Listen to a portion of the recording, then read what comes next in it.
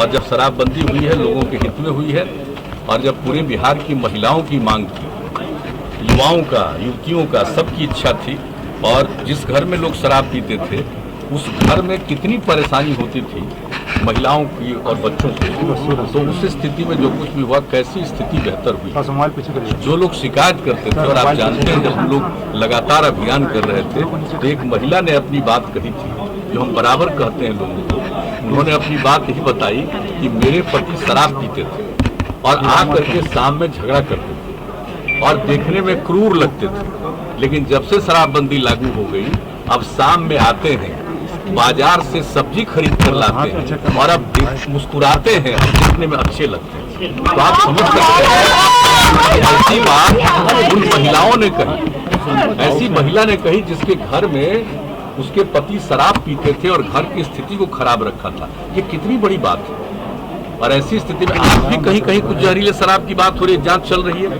तो ये तो सबको समझना चाहिए कि जब भी आप ये गलत काम करना चाहेंगे तो आपको और धोखा देगा, आपको कहेगा कि हम शराब देंगे और दे देगा जहरीला शराब, तो आप इसके शिकार होइएगा।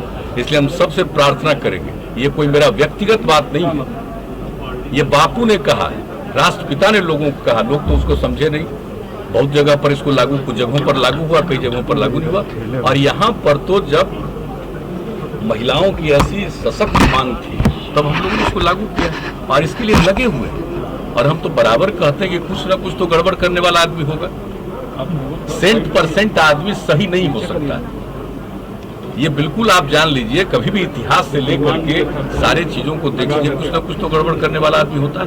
लेकिन नजर रखनी चाहिए, इसका अभियान चलाना चाहिए, और जो लोग भी गड़बड़ करते हैं उनको अगर इस तरह से सजा होती है तो लोगों को समझ में आएगा ना कि हम अगर इस तरह का गंदा काम करेंगे तो फिर हमको सजा मिलेगी।